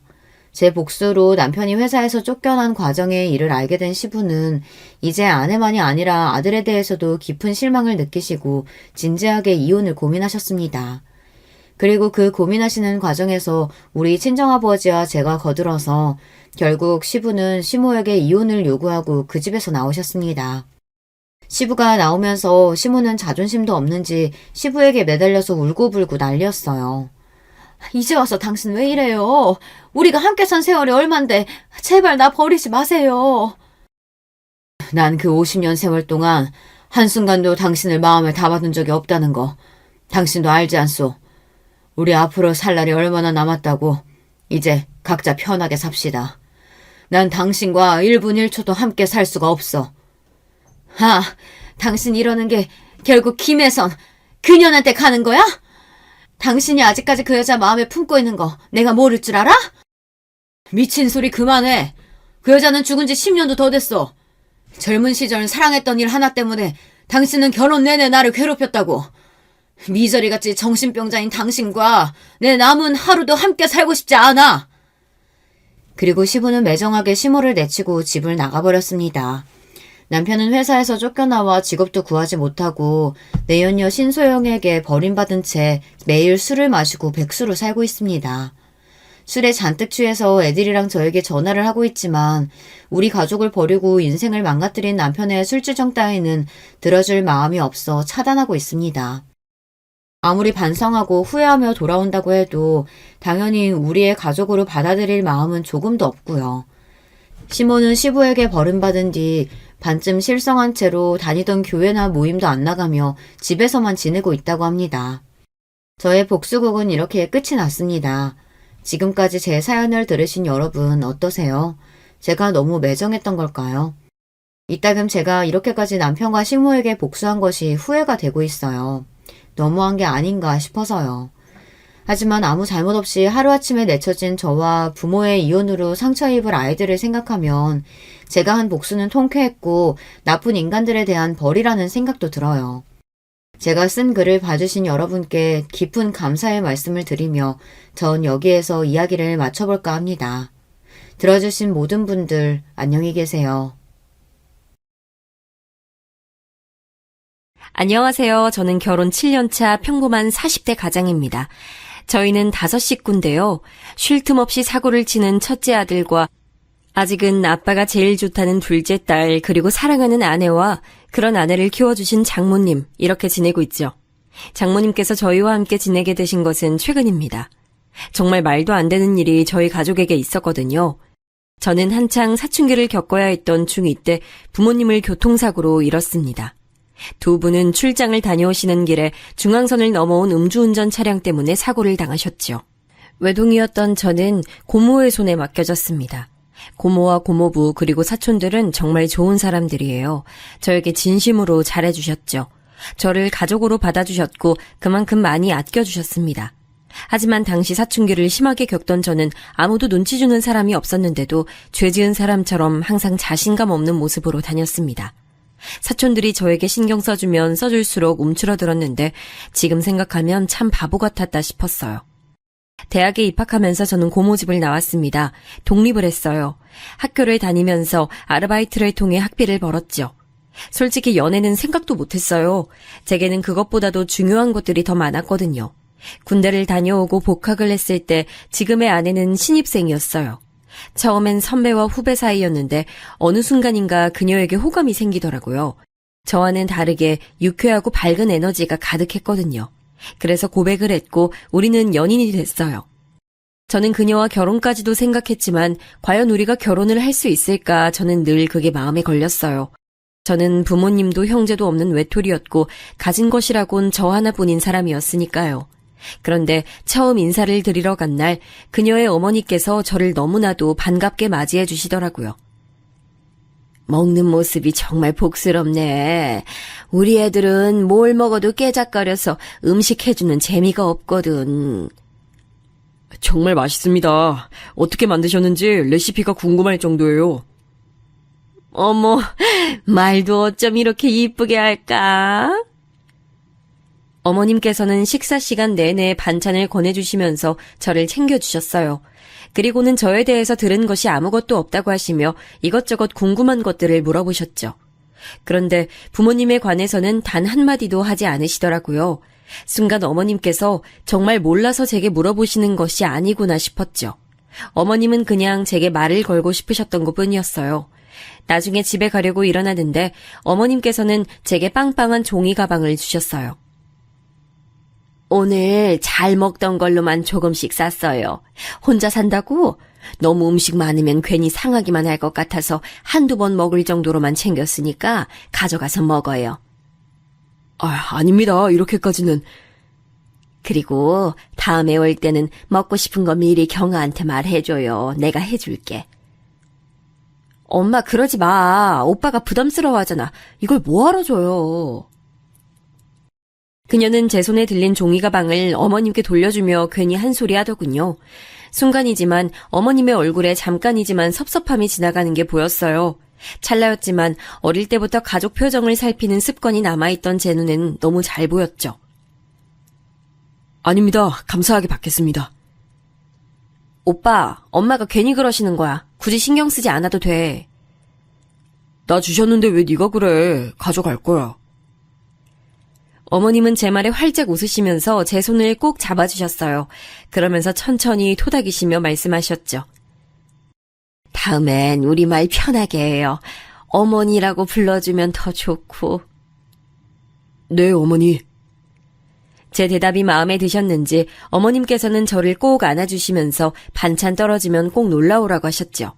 그렇게 예비 처가를 나서면서 저는 손에 담긴 어머님의 마음이 너무나도 감사하면서 행복했어요. 찾아뵙기 이전에는 제 상황에 괜히 마음이 무거웠는데 말이죠. 그 뒤로 저는 몇 번이고 그녀의 집에 초대를 받았어요. 어머님께서는 제 생일이나 저희 부모님 기일에도 저를 집으로 불러주셨죠. 독립하고 난 이후 그렇게 즐거웠던 생일은 처음이었던 것 같았어요. 부모님께서 살아계실 때처럼 제가 좋아하는 음식들이 가득한 밥상에서 준비된 케이크에 나이만큼 초를 꼽고는 불을 붙였죠. 고모 집에서 있을 때도 생일은 챙겨주셨지만 가족끼리 케이크 촛불은 생각도 안 했거든요. 이건 사위가 아니라 아들이네, 아들. 그러니까 이러다 우리 자리 뺏기겠어. 엄마, 어떻게 우리 다 오빠를 더 좋아하는 것 같아. 몰랐니? 너희 백을 데리고 와봐라. 내가 봤구나. 와, 말이 심하네. 어떻게 그래, 엄마? 예비 처남은 식탁에 자기가 좋아하는 음식이 하나도 없다고 우는 척을 하면서 투덜거렸어요. 그 모습에 자리에 앉은 사람들은 모두 다 빵 터지고 말았죠. 그렇게 저희는 가족들의 축복을 받으면서 결혼식을 올렸어요. 아내는 분가를 원했지만 저는 꼭 어머님을 모시고 살고 싶었어요. 회사도 가깝기도 했지만 어머님과 함께 지내고 싶었거든요. 아내는 처가살이 시키고 싶지 않다고 강력하게 말했지만 저는 전혀 그런 생각이 들지 않았기에 아내를 설득했어요. 하지만 아내보다도 더 큰 벽은 어머님이셨어요. 아이고 무슨 소리야. 이서방이 왜 여기 들어와서 살아. 됐어. 신혼인데 둘이서 알콩달콩 재밌게 살아봐야지. 애도 가져야 하고. 어머님, 저 눈치 주실 거예요? 막 처가살이 시키실 거예요? 내가 우리 사위한테? 그럴 리가. 보고만 있어도 아까운데 무슨 그런 말을. 그런데 왜 자꾸 오지 말라고 하세요? 어머님께서는 끝까지 반대를 하시더라고요. 그래서 저희는 마침 처가가 있는 아파트 같은 라인에 빈집이 있기에 그곳을 신혼집으로 정했죠. 아내는 이게 무슨 경우냐고 한참을 웃었지만 그래도 싫은 눈치는 아니었어요. 어머님께서도 그렇게까지 하는 거냐고 웃기만 하셨죠. 신혼여행을 다녀오고 나서 저희는 각자의 생활을 시작했어요. 결혼해서 달라질 것이라고 생각했던 것에 비해서 저희는 크게 변한 것이 없었어요. 아침은 가볍게 먹고 저녁은 항상 처가에 들려서 먹고 왔죠. 이럴 거면 그냥 여기서 살아. 무슨 밥을 맨날 먹으러 와? 엄마, 식비 받아, 식비. 너도 안 내는 식비를 왜 우리 사위가 내야 돼? 넌 어디 엄마한테 식비 준 적 있니? 처남, 걱정 마. 당연히 식비 드려야지. 아이고 너도 그 돈으로 우리 사위 점심이나 든든히 먹어. 어머님 밥이 너무 맛있어서 다른 건 들어가지도 않아요. 아내는 왜 이렇게 넉살이 좋아졌냐고 혀를 내둘렀어요. 연애할 때는 전혀 몰랐던 모습이라고 하면서 제 옆구리를 푹 찔렀어요. 오빠 적당히 먹어. 이러다 배 나오겠다. 어머니, 저 배 나왔어요? 이렇게 말랐는데 배는 무슨 많이 먹는 것도 아니구만. 괜히 먹는 걸 가지고 그런다. 어머님께서는 보기 좋게 잘 먹는데 구박한다고 아내에게 잔소리하시고는 제 앞으로 반찬을 더 챙겨주셨어요. 처남은 온몸을 부르르 떨면서 닭살 돋는다고 무슨 이런 장모사위 관계가 있냐고 말했죠. 저는 그런 처남의 말에도 기분이 좋았어요. 어머님께서는 괜한 질투라고 말씀하시면서 웃기만 하셨죠. 저희 가족은 정말 행복한 시간들을 보내고 있었어요. 물론 항상 좋을 수만은 없었죠. 그녀와 심하게 싸우기도 했고 그런 날은 둘 다 어머니께 불려가 몇 시간이고 잔소리를 들어야 했습니다. 하지만 그런 순간도 전 좋았어요. 그런데 저희 가족에게 먹구름이 끼기 시작한 것은 처남이 결혼을 하면서부터였어요. 대학원에 진학해서 한창 학교를 다니고 있는 처남은 결혼할 여자가 있다고 하면서 여자를 데려왔어요. 첫인상은 엄청 무뚝뚝하고 까다롭겠구나 싶었어요. 애교 많고 다정한 처남과는 상극이라고 생각했는데 둘이 함께 있는 모습을 보면 그건 또 그거대로 잘 어울리더라고요. 학교 동기라고 했는데 마찬가지로 대학원을 다니고 있다고 하더군요. 저는 솔직히 반대했습니다. 무슨 직장에 있는 것도 아니고 대학원생도 학생 아닙니까? 그런데 결혼을 해서 생활은 어떻게 하려고 하는 건지 무모하다는 생각이 들었죠. 아내 역시 저와 같은 생각을 하고 있었어요. 그녀는 생활비도 스스로 벌어본 적 없으면서 무슨 결혼이냐고 펄쩍 뛰었죠. 하지만 곧 처남댁이 아이를 가졌다는 소리에 저도 아내도 어쩔 수 없구나 싶었어요. 그렇다고 아이를 지우라고 할 수도 없는 노릇이잖아요. 어머니도 아직 결혼은 이르지 않느냐고 하시다가 아이 이야기에 그 말씀이 쏙 들어가셨죠. 아직 아무것도 없는 두 사람은 자연스럽게 어머니 집에 들어와서 사는 것으로 이야기가 됐어요. 처남댁도 아이를 낳고 나면 다시 학교로 돌아갈 생각이라고 하더군요. 결국은 아이를 키우고 케어하는 것을 전부 어머니께서 해야 하는 상황으로 흘러가게 됐어요. 아내는 처남을 불러서는 대학원을 졸업하면 연구소든 어디든 취직해서 독립을 하라고 강력하게 말했어요. 처남은 당연히 발끈했죠. 엄마도 아무 말 없는데 왜 누나가 그래? 엄마가 말씀 안 하시니까 내가 하는 거지. 그리고 엄마가 그런 말씀 하시겠니? 아, 진짜 누나. 안 그래도 머리 복잡한데 누나까지 나서서 이럴 거야? 뭐? 이게 뭘 잘했다고? 아내와 처남은 이야기 시작부터 서로에게 으르렁거리며 언성을 높였어요. 저는 우선 두 사람에게 진정하라고 하고는 처남을 보며 말했어요. 처남, 결혼하고 나면 이제 성인이잖아. 아이가 태어나는 일은 좋은 일이지만 아무리 그래도 처남도 처남댁도 그렇게 학교로 가면 아이를 키우는 일은 전적으로 다 어머니가 챙기셔야 하는데 어머니 연세도 생각해야지. 그건 저도 알죠. 그만큼 저희도 신경 쓸게요. 설마 엄마한테 애 맡기고 나 몰라라 그렇게 할 리가 있겠어요? 그리고 말이 나왔으니 하는 건데요. 매형도 맨날 우리 집 와서 밥 먹잖아요. 그거랑 뭐가 달라요? 아내는 철없는 소리 한다고 혀를 차더니 처남의 머리를 쥐어박으며 말했어요. 다르지. 우리는 엄마 집밥 뻔질나게 드나들면서 얻어먹긴 해도 그만큼 엄마한테 해드리잖아. 넌 이 사람이 하는 것처럼 할 수 있어? 처남은 가만히 생각에 빠진 얼굴로 저를 바라봤어요. 아내는 그런 처남을 더 몰아붙이더군요. 네가 분기별로 친구들이랑 여행 다녀오시라고 보내드리기라도 할 거야? 아니면 기분 전환하시라고 공연을 보여드리기를 해? 너 이 사람 반만큼이라도 하고 나서 그런 말을 해. 그건 아직 내가 공부 중이니까. 그러니까 아직 공부 중인데 사고는 왜 치냐고! 아내는 버럭 소리를 지르며 다시 대화를 원점으로 만들었어요. 처남은 그렇게 될 줄 알았냐고 반박했지만 처음에 비하면 많이 소리가 작아졌죠. 아내와 처남의 다툼은 그날도 아내의 승리로 끝이 났습니다. 처남은 공부를 마치는 대로 취직을 해서 독립을 하겠다고 하더군요. 저는 물론 그런 결심도 중요하지만 그 결심만큼이나 결혼 이후 어머니께 잘해드렸으면 좋겠다고 당부했어요. 처남은 잘 이야기하겠다고 했죠. 가족이 늘어난 것은 확실하게 티가 나더라고요. 저녁을 먹으러 가면 평소에 비해서 사람들이 북적거리는 느낌이 새롭게 다가왔죠. 어머니께서는 임신한 처남댁에 입덧까지 챙기시느라 평소보다 더 바빠 보였어요. 처남댁이 입덧이 심한 편이라 저녁을 따로 먹는다고 하더라고요. 그럼 어머니, 밥상을 따로 챙겨주세요? 원래 저 때는 음식 냄새만 맡아도 죽을 것 같은 거야. 나중에 경아 임신하고 나면 잘 봐. 나도 입덧이 심했던 사람이라 경아도 걱정이니까. 저와 어머니가 도란도란 이야기를 나누며 저녁 식탁을 준비하는데 처남댁이 얼굴을 내밀더군요. 아직 입덧이 심하다고 하더니 하얗게 질린 얼굴을 하고 있었어요. 안쓰러울 정도였죠. 저는 처남댁에게 많이 힘드냐고 물었어요. 그러자 처남댁은 얼굴을 잔뜩 일그러진 얼굴에 오만상을 쓰면서 미칠 것 같다고 대답했어요. 기분이 이상해요. 배는 고픈데 냄새만 나면 속이 뒤집힐 것 같고 아랫배도 불편하고 그러네요. 제 몸인데 제 몸이 아닌 것 같아서 자꾸 짜증도 나고요. 진즉에 알았더라면 아니에요. 처남댁은 많이 힘든지 속사포처럼 하소연을 쏟아내다가 화들짝 놀라며 입을 다물었어요. 저는 다음 말이 대충 짐작이 갔지만 못 들은 척했죠. 어머니께서 음식 냄새 나는데 그냥 들어가 있으라고 하자 처남댁은 기다렸다는 듯이 방으로 쏙 들어가더군요. 그 뒷모습을 바라보며 저렇게 어린데 아이를 낳고 제대로 키울 수는 있을까 걱정이 됐어요. 아마도 어머니께서 마음고생을 많이 하실 것 같은 느낌이 들었어요.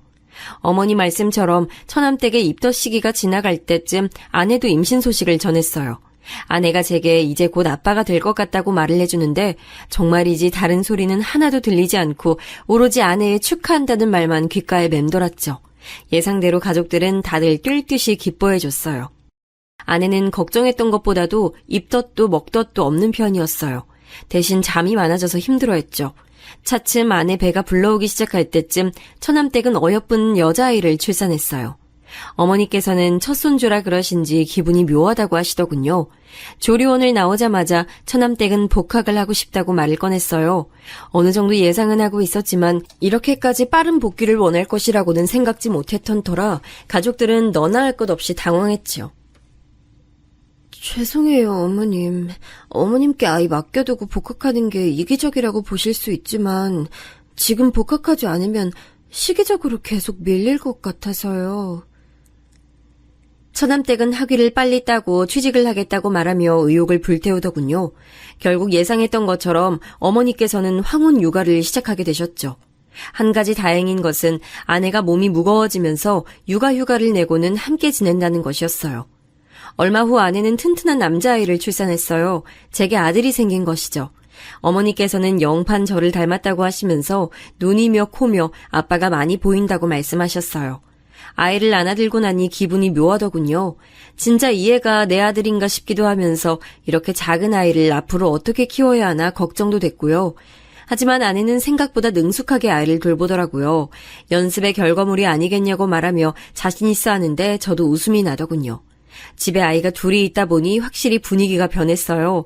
몇 달 차이 나지 않는다고 해도 하나는 집을 걸어 다니고 있었고 하나는 이제 겨우 뒤집기를 성공했을 뿐이었죠. 그렇게 정신없는 와중에도 처남댁의 얼굴은 잘 보기가 힘들었어요. 실험이 바쁘다면서 외박을 종종 하더라고요. 덕분에 어머니께서는 잠도 제대로 주무시지 못한 채 밤늦게까지 아이를 돌봐야 했죠. 아내는 그런 처남댁이 마음에 들지 않는 눈치였어요. 저 역시도 같은 마음이었고요. 처남은 투자받은 실험이 있어서 일이 많아진 것은 어쩔 수 없지 않느냐고 했지만 이렇게까지 아이에게 관심이 없는 것은 너무 심한 처사가 아닐까 싶더라고요. 처남도 나름 고충이 있는지 아내와 처남은 이 일로 크게 다퉜어요. 처남은 자신도 중간에서 충분히 괴롭다고 말하면서도 자세한 이야기는 하지 않으려고 했어요. 아무리 물어도 부부의 일이라고만 했죠. 그래도 효과는 있는지 밤에는 처남과 처남댁이 아이를 돌본다고 하더라고요. 우리 집 사고뭉치 준이가 어느 정도 걷고 뛸 무렵 저는 지방으로 발령을 받게 됐어요. 지방 현장에서 2년간 있어야 했죠. 한국이 커봤자 얼마나 된다고 어디든 차만 타면 금방이지 않겠느냐며 혼자 내려갈 생각이었어요. 그런데 타이밍도 참 어떻게 그렇게 잘 맞는지 아내 역시 저와 비슷한 곳으로 파견을 나가게 됐더라고요. 저희는 의논 끝에 지금 살고 있는 집은 전세로 주고 지방에 따로 집을 구해 지내기로 했어요. 어머니께는 자주 찾아뵙겠다고 말씀드렸지만 그게 어디 쉽나요. 막상 지방에 내려가서 생활하다 보니 주말마다 올라오는 게 힘들더라고요. 그래도 전화만큼은 매일 드리면서 안부 인사를 드렸어요. 지방으로 내려간 지 1년이 될 무렵 저는 한 가지 이상한 점을 느끼기 시작했어요. 어머니께서 살이 많이 빠지시고 표정도 어두워 보이셨죠. 전화로 안부를 물을 때도 길게 통화를 하지 않으려고 하시는 것도 이상했고요. 아내는 나이가 들어서 그런 것 아니겠냐고 보약이라도 한 채 해드려야겠다고 했지만 저는 건강의 문제가 아닌 것 같다는 생각이 들었어요. 그래서 아내에게 말해 1박 2일 동안은 처가에서 지내기로 했죠. 직접 만난 어머니는 몇 달 전에 봤던 것에 비해 살도 빠지고 많이 피곤해 보이셨어요. 안 되겠다. 어머니 모시고 병원을 좀 가보자. 괜찮아. 병원은 무슨. 그냥 나이 들어서 그렇지 뭐. 그러니까 어머니 더 병원을 가보셔야죠. 맞아, 엄마. 어디 편찮으신 거 아닌가 한번 봐요. 저와 아내는 괜찮다는 어머니를 모시고 한의원에 갔습니다. 딱히 나쁜 부분이 있는 건 아닌데 전체적으로 기가 많이 약해진 것 같다고, 스트레스 받는 일이 많은 것 같다고 하시더군요. 가슴 쪽에 열이 많이 몰려있다고도 하시고요. 아내는 어머니께 무슨 일이 있으신 거냐고 물었지만 어머니께서는 다 괜찮다고만 하셨어요. 집에 돌아온 우리 어머니께서 푹 쉬도록 자리를 펴드리고는 식사 준비를 시작했어요. 7시가 넘어서야 처남네 부부가 들어왔죠. 언제 오셨어요? 누나, 오면 온다고 말을 하지. 두 사람은 우리를 보고는 깜짝 놀라더군요. 특히 처남댁은 놀라는 것을 넘어 당황스러워하는 기색도 보였어요. 저는 낮에 어머니를 모시고 병원을 다녀온 얘기를 했어요. 처남은 전혀 내색하지 않으셔서 잘 몰랐다고 하면서 고개를 푹 숙이더군요. 취직해서 적응하느냐고 정신이 없었어요. 괜찮아, 처남. 지금이라도 신경 좀 써드려. 저는 처남의 어깨를 두드려주며 약을 지었으니 잘 챙겨 드실 수 있도록 신경을 좀 써달라고 말했죠. 그리고 처남댁에게도 비슷한 부탁을 했어요. 어머니께서는 저녁 준비가 끝나 깨우러 들어갈 때까지 주무셨어요. 일어나신 어머니는 한결 개운한 얼굴로 나오셨어요. 엄마, 괜찮아요? 어디 불편한 곳은요? 매형이랑 한의원 다녀왔다면서요. 기분은 좀 어때요? 어머니는 처남의 질문에 대답을 하면서 자꾸 처남댁을 힐끗힐끗 쳐다보셨어요. 물론 잠깐 시선이 움직였다가 다시 아무렇지 않은 듯이 행동하셨지만 제 눈엔 다 보이더라고요. 그 뒤로도 그런 모습들은 계속해서 보였어요. 식탁에 앉아 식사를 하는데도 반찬을 집어 드시면서 처남댁에게 자꾸만 시선을 주시더라고요. 마치 무언가 허락을 구하는 사람처럼 말이죠. 물론 제가 오버해서 생각했을 수도 있지만 찝찝한 기분을 무시할 수가 없었어요. 식사가 끝나고 준비는 우리가 했으니 뒷마무리는 너희가 하라며 아내는 어머니를 모시고 거실로 나갔어요. 어머니께서는 불편한 듯 주방으로 시선이 갔어요. 어머니, 뭐 불편하신 것이라도 있으세요? 물이라도 가져다 드릴까요? 제 말에 어머니께서는 소스라치게 놀라면서 아무것도 아니라고 하셨죠. 아내 역시도 뭔가 이상하다는 것을 눈치채기 시작했어요. 뭘 그렇게 놀라세요? 내가 놀라기는 뭘. 어머니께서 말씀을 얼버무리셨어요. 곧 처남댁이 과일을 가지고 나오더군요. 그녀는 사과를 예쁘게 깎아서는 어머니께 드셔보시라고 내밀었어요. 어머니께서는 잠시 망설이다가는 잘 먹겠다고 말씀하시면서 과일을 받아 드셨어요. 그 순간이었습니다. 정말 잠깐이었지만 어머니께서는 처남댁과 손이 닿자 흠칫 놀라시는 게 보였죠. 저는 이 문제가 처남댁과 연관이 있겠구나 싶은 생각이 들었어요. 물론 제가 잘못 본 것일 수도 있지만 저녁 시간부터 줄곧 이상한 어머니의 행동에는 다 처남댁이 연관되어 있구나 싶었죠. 저녁에 잠자리에 들어서 저는 아내에게 솔직히 제 생각을 말했어요. 아내는 처남댁과 무슨 상관이 있다는 말이냐고 물었지만 저도 확실한 것은 없던 터라 그냥 의심만 간다고 말했죠. 지금 심증만 있다는 거잖아. 무슨 범죄 드라마 찍어? 말 그대로 그냥 내가 보기에 그렇다는 거야. 근데 엄마는 괜찮다고 별일 없다고 하시잖아. 몇 번을 물어도 똑같이 대답하실걸? 그러니까 다른 방법이 필요하다는 거지. 저는 망설이다가 아내에게 CCTV를 집에 달아보는 것이 어떻겠냐고 물었어요. 저희가 아이를 키우면서 내니캠이라는 것을 달았는데 생각보다 유용하더라고요. 아내는 그래도 집에 CCTV를 다는 건 좀 아니지 않느냐고 불쾌한 얼굴을 했어요. 저는 그런 그녀의 마음을 충분히 이해했습니다.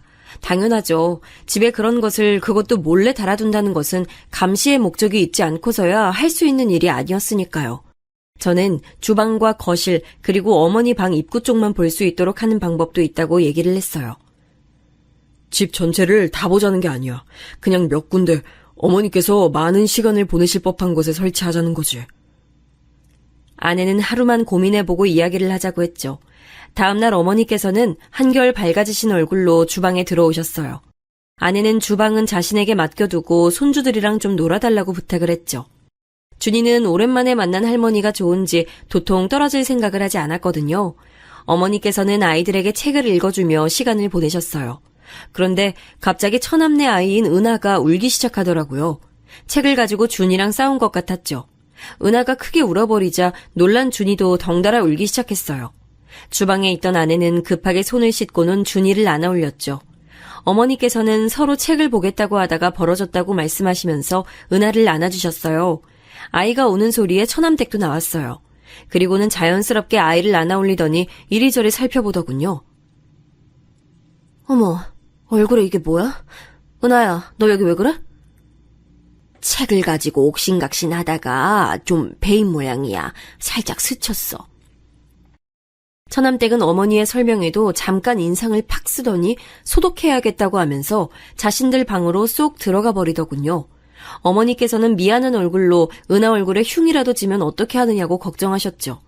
아내는 아이 피부가 연해서 생긴 거지 눈에 잘 보이지도 않는다고 했지만 어머니께서는 여전히 걱정스러운 표정이셨어요. 이내 아이를 달래서 나온 처남댁은 잠시 어머니에게 눈길을 주는가 싶더니 식사 준비를 벌써 끝내셨냐고 하더군요. 아내는 아이의 얼굴이 많이 다쳤냐고 물었어요. 처남댁은 어머니 쪽을 힐끗 보고는 짜증난 얼굴로 말했죠. 제가 너무 예민했죠. 요즘 들어서 자주 얼굴에 상처가 생기더라고요. 누가 일부러 그러는 건가 싶기도 하고요. 처음에 다 말했어야 하는데 괜히 넘어갔나 봐요. 지금이라도 좀 얘기를 할까 고민 중이에요. 아내는 어린이집에서 아이가 다쳐오느냐고 물었더니 그런 것은 빨리빨리 얘기를 해서 물어야지 그냥 넘어가서는 안 된다고 말했죠. 처남댁은 어머니를 바라보며 말했어요. 형님 말씀처럼 얘기해야겠어요. 숨긴다고 어디 숨겨질 일도 아닌데 제가 괜히 참아줬나 봐요. 저는 처남댁이 등장하면서부터 줄곧 어머니를 바라보고 있었어요. 확실히 어머님의 얼굴 표정이 시시각각 달라지는 것이 너무나도 잘 보였어요. 심지어는 처남댁이 주방을 오가며 곁을 지나갈 때마다 어머니께서는 긴장한 표정으로 몸이 굳어서는 시선을 아래로 하고 앉아 계시는 게 너무 잘 보였어요. 저는 분명 우리가 모르는 일들이 벌어지고 있고 그 일이 어머니께 독이 된다는 확신이 들었죠. 집으로 돌아오는 길 저는 아내에게 다시 CCTV 얘기를 꺼냈어요. 이번에는 아내도 적극 찬성을 하더군요. 심지어 소리도 녹음이 되는 것으로 해야 한다고 말했어요. 아까 봤어? 애 다친 이후로 엄마 표정이 좀 이상하더라. 계속 동서 눈치 보고 동서도 엄마를 쳐다보는데 뭔가 있구나 싶었어. 오빠도 생각하기에 이거 정상은 아니잖아, 그치? 저는 아내의 의견에 전적으로 동의했어요. 우리는 가까운 곳에 들러서 CCTV 설치에 관해 알아봤어요. 생각보다 손쉽게 설치가 되더라고요. 저는 방법을 간단하게 배운 뒤에 집에서도 몇 번 연습을 해봤어요. 대망의 D-Day가 됐어요. 저와 아내는 하루 휴가를 받아서는 어머니 집으로 갔어요. 아내는 어머니께 쇼핑을 가자고 하면서 모시고 나갔죠. 저는 잠깐이지만 빠른 속도로 집에 CCTV를 설치하기 시작했어요. 절대 들키지 않을 만한 곳에 숨겨뒀죠. CCTV를 설치하고 며칠이 지났어요. 아내와 저는 어떤 화면이 찍혔는지 함께 보기로 했어요. 저희 둘 사이엔 긴장감이 돌았어요. 별 내용 없는 장면은 빨리 감기로 넘기는데 주방에서 찍은 화면에 무언가가 잡히더라고요. 아내와 저는 플레이 버튼을 눌렀죠. 주방의 캠에 찍힌 것은 다름 아닌 처남댁과 어머니의 모습이었죠. 우리는 귀를 쫑긋 세우고 집중해서 화면을 봤어요. 어머니, 형님께 무슨 말씀하신 거 아니죠? 말은 무슨, 아무 말도 안 했어. 그나저나 은하, 얼굴 어떻게 하실 거예요? 살짝 스친 거야. 살짝? 살짝이요? 아유, 미안해. 그런 말로 해결될 일이라고 생각하세요? 도대체 어머님 뭘 제대로 하는 게 없으세요? 아니 고작 애 잠깐 놀아주셨으면서 그 사이에 얼굴에 흉이 나지게 하고! 잠깐이지만 아내의 얼굴이 확 바뀌었어요. 지금 저게 무슨 상황이냐고 손가락질하며 저를 바라봤죠. 저는 좀 더 들어보자고 하면서 아내를 진정시켰어요. 하지만 저 역시 화가 치밀어 오르고 있었죠. 제가 말씀드렸죠. 아무리 그래봤자 어머니 모시고 사는 사람 저라고, 형님네 아니라고. 조심할게. 처남댁은 뭐라고 중얼거리면서 어머니의 어깨를 확 밀치고 지나가더군요. 그 장면에서는 저도 참을 수가 없었어요. 지금 이게 무슨 상황인지, 왜 어머니께서는 아무 말씀도 못 하시는지 이해가 되지 않았죠. 아내는 더 볼 필요가 있느냐고 했지만 저는 좀 더 찾아보자고 말했어요. 식사를 마친 것인지 처남이 헐레벌떡 뛰어나가자 처남댁 역시 자리에서 일어나며 말했어요. 진짜 어머니 간이 왜 이렇게 뒤죽박죽이에요? 어떤 건 짜고 어떤 건 달고 일부러 이렇게 하신 거예요? 그게 무슨 소리야. 음식이 이상하다니. 그럼 제 혀가 문제란 말씀이세요, 지금? 처남댁이 불쾌한 듯 신경질적으로 말하자 어머니께서는 신경 쓰겠다고 말씀하셨죠. 주먹을 쥐고 있는 손에 저절로 힘이 들어가는 게 느껴졌어요. 그리고 손바닥이 따끔하더군요. 너무 세게 쥔 나머지 손톱이 손바닥을 파고들었기 때문이었어요. 저는 좀 더 뒤로 돌렸어요. 이번엔 처남댁이 퇴근하는 모습이 보였어요. 아직 대낮인데 벌써 마치고 들어오나 싶었어요. 처남댁은 오자마자 인사는 어디 가고 없고 어머니 방으로 들어가더니 가방을 하나 가지고 나오더군요. 제가 생신 때 선물해드린 명품백이었어요. 그리고는 자기 방으로 들어가서 화려하게 옷을 바꿔 입고 나왔어요. 한쪽 손에는 빨랫거리로 추정되는 것을 쥐고 있었고요. 저 오늘 친구들이랑 약속 있어요. 늦을 테니까 밥 챙겨 먹이세요. 그 애도 오늘 늦는다고 하고. 그래. 그리고 제발 부탁인데 빨리 하실 때 신경 좀 쓰세요. 도대체 언제까지 말씀드려야 돼요? 드라이 하는 거는 그냥 맡기시라고요. 왜요? 돈이 아까우세요? 처남댁은 쥐고 있던 옷을 어머니 발 근처로 던지며 말했어요. 어머니께서는 옷을 주워 들고는 이리저리 돌려보시는가 싶더니 이내 미안하다고 하시더라고요. 이 옷이 얼마짜린데 진짜 아깝게. 도대체 그동안 살림은 어떻게 살아오신 거예요? 믿을 수가 없네. 미안해. 드라이 하는 건 줄 몰랐어. 어머니, 제가 미안하다는 소리 그만 듣겠다고 했죠? 미안할 행동을 하지 말고 처음부터 좀 똑바로 하시라고요. 왜요? 억울하세요? 저한테 이런 소리 듣는 게? 어머니께서는 아무 말씀도 못하시고 고개를 저으셨죠. 저는 아내에게 더 이상 볼 필요가 없을 것 같다고 하면서 당장 어머니를 모시고 오자고 말했어요. 지금 어머니 모시고 오는 게 문제야? 저년 머리채를 내가 다 뽑아버릴 거야. 감이 어디다 대고. 아내는 잔뜩 흥분한 상태로 어디론가 전화를 걸고 있었죠. 야, 이 등신아, 너 지금 어디야? 누나, 갑자기 뭔 소리야? 화가 잔뜩 난 아내는 처남에게 전화해 다짜고짜 소리를 질러댔어요. 처남은 영문도 모르고 이게 무슨 일이냐고 묻기만 했죠. 저는 급하게 아내에게서 전화기를 빼앗고는 처남에게 어디냐고 물었더니 집이라고 하더군요. 쉬는 날이라서 은하와 놀아주는 중이라고 말이죠. 처남댁 옆에 있어? 그 사람? 아니, 어제 1박 2일로 대학 동기들이랑 놀러 갔어요. 왜요? 그럼 어머니는? 엄마는 목욕탕 가셨는데요? 저는 그럼 어머니 오시거든 은하를 맡겨두고 잠깐만 보자고 했죠. 대충 지금 출발하면 그 시간쯤 근처에 도착할 것 같다고 하면서 말이에요. 저는 절대 그 누구에게도 우리를 만난다는 말을 해서는 안 된다고 했어요. 처남은 의아해하면서도 알겠다고 말했죠. 전화를 하는 동안에 아내는 펑펑 눈물을 쏟으며 CCTV 속 어머니의 얼굴을 쓰다듬었어요. 그녀는 왜 어머니가 아무 대꾸도 못하시고 이렇게 당하고 계시는지 이해할 수가 없다고 했어요. 그런 점은 저 역시 같은 생각이었죠. 저는 처남을 만나는 동안 집에 가서 어머니의 짐을 싸두라고 일렀어요. 아내는 제게 미안하다고 하더군요. 미안하다니 무슨 소리야. 당연히 우리가 모셔와야지. 그 악마 같은 여자가 쫓겨나기 전까진 우리가 모실 거야. 저는 혹시 모르니 은하의 짐도 챙겨두라고 말했어요. 아내는 고개를 끄덕이며 다시금 엉엉 소리내서 울기 시작했죠. 준이는 갑자기 울고 있는 엄마를 보고는 어리둥절한 얼굴로 절 바라봤어요. 저는 준이에게 엄마를 안아주라고 하고는 급히 올라갈 준비를 했죠. 차 안에서 저도 아내도 한마디 말을 할 수가 없었어요. 평소엔 동요로 크게 틀어두고 준이와 노래를 부르던 아내는 고개를 떨어뜨리고 아직도 눈물을 흘리고 있었어요. 절대 어머니 앞에서 그런 모습 보이면 안 되는 거 알지? 어머니 속상해 하실 거야.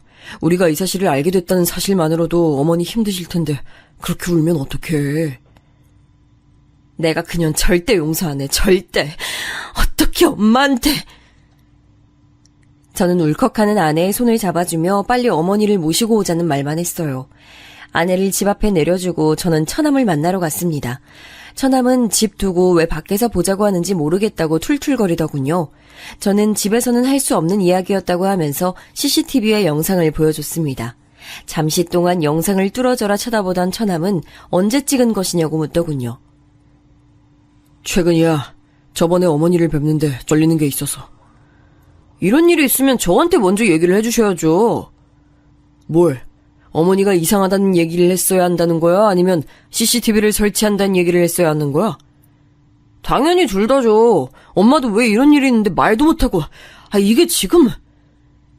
같이 살면서 어머니가 이상하다는 것도 눈치를 못 챘다는 게 난 이해가 안 돼서 따로 보자고 하는 거야. 네? 매용, 지금 저 의심해요? 처남은 벌떡 자리에서 일어났어요. 의자가 뒤로 넘어가면서 우당탕 소리가 울렸죠. 카페에 사람들이 힐끔거리면서 우리 쪽을 바라보더군요. 저는 당연한 거 아니냐고 말했어요. CCTV 화면을 볼 때부터 이 일을 처남이 모르고 있었을까 계속 의문이 들었거든요. 차마 아내에게는 말하지 못했지만 아무리 생각해도 처남이 모르는 일이라는 것이 앞뒤가 맞지 않더라고요. 처남은 제 멱살을 잡고는 지금 뭐라고 했냐고 따져 물었죠. 내가 지금 우리 엄마가 저런 대접을 받을 때까지 알면서도 가만히 있었다고? 내가? 어떻게 매형이 날 의심할 수가 있어? 이거 놓고 얘기해. 누구는 그런 생각 하고 싶은 줄 알아? 몰랐다는 말이 더 이상한 상황 아니야? 할 말을 잃은 처남은 손에서 힘을 빼고는 바닥에 주저앉았어요. 망연자실한 사람처럼 축 늘어져 있는데 정말 처남은 모르고 있었던 것은 아닌가 싶은 생각이 들었어요. 그래서 어떻게 된 일인지 좀 알아야겠어. 처남도 모르는 것 같으니까 우선 어머니는 우리가 모시고 갈게. 영상도 보내줄 테니까 처남 댁이랑 얘기해봐. 우리까지 나서게 하지 말고. 진짜 왜 이런 일이... 처남은 두 손에 얼굴을 파묻고는 한참을 그렇게 있었어요. 그때 전화가 들어왔어요. 아내였죠. 아내는 지금 당장 집으로 오라고 다급하게 말했어요. 저는 깜짝 놀라 처남에게 급히 집으로 가자고 말했죠. 다행히 멀리까지 나온 것이 아니라 금방 집으로 들어갔어요. 집에는 언제 왔는지 처남댁이 와 있더군요. 처남은 다짜고짜 처남댁에게 다가가서는 그녀의 양팔을 붙들고 소리를 질렀어요. 너 왜 우리 엄마한테 왜 그랬어? 갑자기 왜 그러는데? 당신도 형님도 이게 다 무슨 일이야? 처남댁은 갑자기 벌어진 일에 당황하면서 오히려 다들 왜 몰려와서 이러냐고 물었어요. 처남은 CCTV 영상을 그녀 앞에 들이밀고는 이게 뭐냐고 말 좀 해보라고 하더군요. 영상을 보던 처남댁은 소스라치게 놀랐어요. 그리고는 집안을 두리번거리며 CCTV를 찾기 시작했죠. 어떻게 집에 CCTV를 설치할 수 있어? 나한테 한마디 말도 없이? CCTV 내가 설치했다. 어쩔래? 네가 하도 우리 엄마한테 수상하게 굴길래 설치했어. 안 했으면 어쩔 뻔했냐? 너 이렇게 못돼 처먹은 짓을 하는데 모르고 있었을 거 아니야? 아내가 버럭 소리를 질렀어요. 어머니께서는 온몸을 떠시며 준이와 은하를 품에 안고 계셨죠. 저는 방에 들어가 계시라고 말씀드렸어요. 안방으로 들어가는 순간까지도 어머니는 거실에 모인 식구들의 눈치를 보셨습니다. 형님, 이거 사생활 침해예요. 어떻게 동생네 가족이 사는 집에 CCTV를 설치하세요? 사생활 침해? 그래, 내가 사생활 침해 좀 했다. 그러는 너는 우리 엄마한테 그따위로 행동하는 건 잘한 일이고? 그거는... 근데 제가 말이 좀 심하긴 했는데요. 다 이유가 있어서 그랬어요. 이유? 이유가 있어? 어떻게 이유가 있을 수 있어? 형님은 그동안 따로 사셔서 잘 모르시겠지만 어머니 정신이 좀 이상하시다고요. 그래서 이렇게 강하게 말씀드리지 않으면 기억을 못하고 자꾸만 위험하게 실수를 하신다고요. 처남댁의 입에서 나온 소리에 저도 처남도 아내도 입만 떡 벌리고 서서 그녀를 바라보고 있었어요. 아니, 나사가 풀린 것도 아니고 자꾸만 같은 실수를 반복하시는데 그럼 어떡해요? 그냥 그렇게 둬요? 너 우리 엄마한테 뭐라고 했냐? 야, 정신이 이상해? 그래서 병원은 모시고 갔어? 병원에서 그렇게 말씀하셔? 아니지? 내가 너 집에 일찍 들어오는 꼴을 못 봤는데 그랬을 리가 없지. 행동하는 거 보면 딱 알지. 그런 걸 뭐하러 병원까지 가? 더 이상 분노를 참지 못하던 아내가 순식간에 처남댁에게 달려들어 머리채를 휘어잡았어요. 처남댁은 소리를 지르며 팔을 휘둘렀지만 아내에게는 닿지도 못했죠. 이게 좋게 말을 하니까 입 밖으로 나오면 다 말이야? 어디서 입으로 똥을 쳐싸고 있어! 아내는 머리채를 잡은 손에 힘을 주고는 다시 한번 말해보라고 윽박질렀어요. 처남은 바닥에 주저앉아서 다 자신의 탓이라고 눈물을 흘리기 시작했죠. 저는 적당한 선에서 아내를 말리기 위해 타이밍을 보고 있었습니다. 그때 어머니께서 방에서 나오시며 소리를 지르셨어요. 이게 다들 무슨 일이야? 그만두지 못해? 아내는 피곤해 보이는 어머니의 얼굴을 보고는 마지못해 잡고 있던 머리채를 놓아줬어요. 산발이 된 머리를 급하게 정리한 처남댁의 얼굴엔 피가 몰려 불다 못해 곧 터질 지경이었죠. 어머니는 큰 결심을 하신 듯 망설이다 말씀하셨어요. 내가 실수를 좀 했다. 친구 보증을 잘못 써주는 바람에 급하게 돈이 필요했어. 안 그랬다가는 이 집을 날리게 생겨서 그래서 돈을 빌렸는데 그걸 갚을 방법이 마땅치가 않았어. 그래서 이서방한테는 미안하지만 이서방이 사다 준 물건들을 내다 팔았는데 그걸 며느리한테 들켰어. 어머니의 고백에 놀란 저는 왜 말씀을 안 하셨냐고 물었어요. 이서방한테 미안해서 어떻게 말해. 잘해준 것도 없는데 나한테 어머니 하면서 살갑게 대해주고 사위 이상으로 나한테 신경 쓰고 챙겨주는데 급전이 필요하다고 그런 자네가 준 걸 내다 팔았다고 어떻게 말을 해. 그냥 꽁꽁 숨겨두고 싶었어. 아무도 모르게. 어머니, 처음부터 돈이 필요하다고 솔직하게 말씀해 주셨다면 어떻게든 해결했을 텐데요. 그 꼬투리 잡힌 걸로 그럼 계속 참고 계셨던 거예요? 어머니께서는 자식들에게만큼은 알리고 싶지 않았다고 말씀하셨어요. 아내는 그깟 돈이 얼마나 된다고 그 모욕을 참아내며 사셨냐고 어머니를 안고는 펑펑 울기 시작했죠. 처남댁, 다시 말해봐. 어머니가 정신이 이상하셔? 어떻게 눈 하나 까딱 안 하고 그런 말을 하지?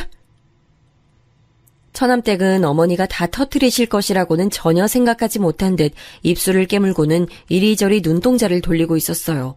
딱 봐도 이 상황을 어떻게 하면 빠져나갈 수 있을까 고민하는 눈치였죠.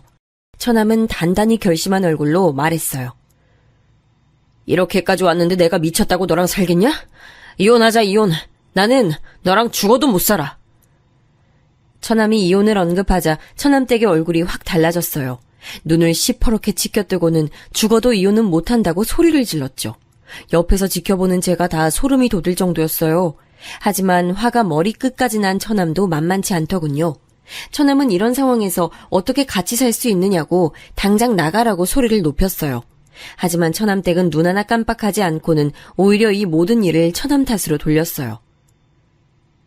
이게 다 너 때문이야. 그날 내가 너랑 자지만 않았어도 은하만 생기지 않았어도 내가 이렇게 살 사람인 줄 알아? 너 때문이잖아.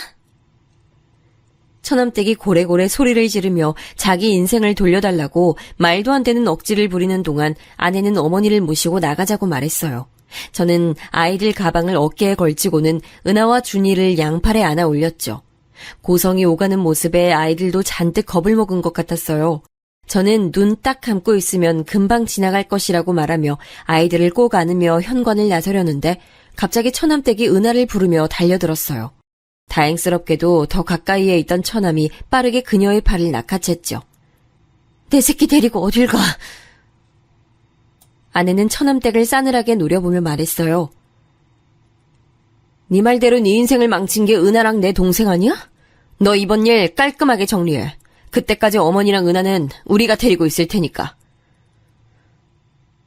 누나, 고마워. 죄송해요, 엄마. 감사합니다, 매형. 우리는 길길이 날뛰는 처남댁을 뒤로하고 집을 나섰습니다. 지방으로 내려가는 차 안은 조용했어요. 아이들은 많이 놀랐는지 차를 타자마자 잠들었죠. 어머니께서는 무슨 죄인이 되신 듯이 고개를 푹 숙이고는 양쪽으로 자신에게 기댄 손주들의 손을 잡고 계셨어요. 그 모습을 보는데 착잡한 기분이 들더군요.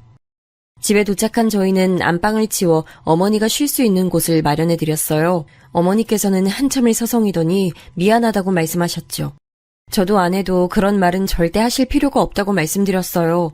저는 어머니께 돈 문제는 얼마나 해결이 되는지 물었어요. 망설이시던 어머니께서는 날랐던 지인이 사기죄로 잡혀서 곧 돈을 일부 돌려받을 수 있을 것 같다고 하더라고요. 정말 다행이네요. 그럼 어머니 더 이상 신경 쓰실 일도 없겠어요. 내가 이 서방 볼 면목이 없어. 또 그런 말 하신다. 저 자꾸 그렇게 말씀하시면 섭섭해요. 저는 무거워진 분위기를 좀 바꿔보려고 일부러 밝게 말씀드렸어요. 아내 역시 괜찮다고 다 좋아질 것이라고 말하면서 한동안은 이모님 부를 필요 없어서 돈 굳었다고 장난스럽게 말했죠. 어머니께서는 저희 부부의 반응에 어처구니 없다는 웃음을 보이셨어요. 그렇게 저희는 네 식구로 새 출발을 시작했어요. 얼마 지나지 않아서 아내의 뱃속에 작은 생명이 있다는 것도 알게 됐죠. 아내는 이번에야말로 꼭 딸이었으면 좋겠다고 말하더군요. 그렇게 우리 식구들이 평화를 찾아갈 동안 처남은 무척이나 바쁘게 시간을 보냈어요. 은하를 보러 몇 번 내려오긴 했지만 처남댁과의 이혼이 뜻대로 쉽게 진행되는 것은 아닌 모양이더라고요. 처남댁 쪽에서도 죽어도 이혼은 못한다고 버틴다고 들었습니다. 급기야 이혼의 조건으로 지금 살고 있는 집을 요구한 모양이더라고요. 처남은 아무래도 재판까지 갈 것 같다고 조심스럽게 말해줬습니다. 저는 어떻게든 도움이 필요하다면 뭐든 말하라고 했어요. 그 사이에 저는 다시 본사로 복귀하게 됐어요. 예전에 살던 집으로 다시 돌아갈까도 생각했지만 아직 마무리되지 않은 시점에서 처남댁과 오고 가며 부딪히는 일은 만들고 싶지 않아 다른 동네에 집을 알아보았답니다. 전세로 주던 집은 팔아버렸죠. 다시 올라간다는 말에 어머님께서는 많이 불안해하셨지만 이내 다른 동네라는 사실에 안도하시는 눈치였어요. 말씀은 안 하셨지만 처남댁과의 일이 마음의 상처로 남은 것 같았습니다. 저희 부부는 더 이상은 어머니께서 마음 다치는 일 없이 오랫동안 우리와 함께하기를 바라면서 처남의 이혼이 빨리 해결되길 바랐어요. 그렇게 몇 달이 더 지나고 아내는 소원처럼 어여쁜 딸을 출산했어요. 어머니께서는 새로 태어난 생명에 무척이나 기뻐하셨죠. 이 아기가 복덩이인지 때마침 처남의 이혼 소송도 승소로 판결이 났어요. 양육권도 친권도 모두 처남이 가지는 것으로 얘기가 된 것은 물론 접근 금지 처분도 받아냈죠. 앞으로 은하 앞에도 어머니 앞에도 절대 나타나지 못하도록 말이에요. 그리고 추가로 어머니께 저지른 행동에 대한 위자료도 청구한다고 하더군요. 처남은 시간이 아무리 많이 걸려도 끝까지 가볼 예정이라고 눈에 불을 켜며 말했어요. 한참은 더 지나고서야 알게 됐는데 처남댁은 이혼 이후 연구소에도 소문이 나는 바람에 따돌림을 당하다가 결국에는 그만두고 해외로 나갔다고 하더라고요. 처음엔 그렇게 은하를 만나고 싶어 하더니만 그것도 이혼 판결이 나고 나서는 전혀 찾질 않았어요. 심지어 법정에서 무슨 일이 있어도 아이는 자신이 키우겠다고 말했다고 하는데 어떻게 한 번도 연락이 없을 수 있는지 의문이 들었죠. 물론 저희가 접근 금지를 신청하긴 했지만 그렇다고 전화도 없을 줄은 몰랐거든요. 아내는 양육권은 줄 수 없다고 난리까지 피웠던 것도 자신이 유리하기 위한 장치가 아니었겠냐고 하더군요. 처남댁이 어디서 어떻게 지내는지 조금도 궁금하지 않지만 제발 인간답게 사람답게 살았으면 좋겠다는 생각이 드네요. 남은 시간 자신이 어머니에게 얼마나 큰 잘못을 저질렀는지 깨닫게 되는 계기가 생겨 어머니가 겪은 고통만큼 당해보고 뼛속 깊이 반성이라는 것을 했으면 좋겠네요.